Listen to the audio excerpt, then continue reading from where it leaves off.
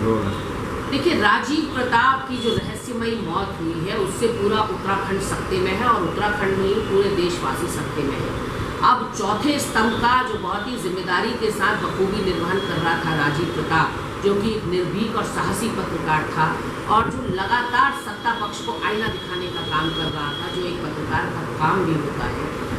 इस तरह की निष्पक्ष पत्रकारिता का जब इस तरह का अंत होता है तो कई सवालों को जन्म देता है। 18 सितंबर को लापता हो जाते हैं राजीव प्रताप, बताया जा रहा है अपने दोस्त की गाड़ी चला रहे थे और 10 दिन बाद 28 सितंबर को उनका शव बरामद होता है। 25 फीट नीचे कार खाई में गिरी हुई थी।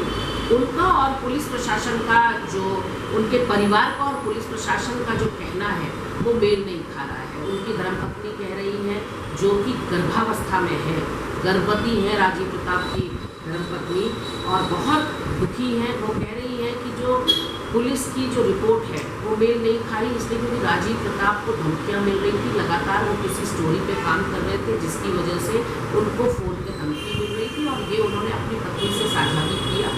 और उसके अलावा वो कह रही कि 10 दिन में उनकी फ़ोन लोकेशन ट्रेस करने में पुलिस प्रशासन को इतना टाइम क्यों लग गया, क्योंकि लापता होने से एंड पहले उन्होंने अपनी धर्मपत्नी से बात की थी। तो ऐसा तो नहीं हो सकता कि उसके बाद फ़ोन स्विच ऑफ कर दिया हो। तो कहीं ना कहीं फ़ोन की लोकेशन पुलिस प्रशासन ने नहीं ढूंढने में इतना समय लगाया।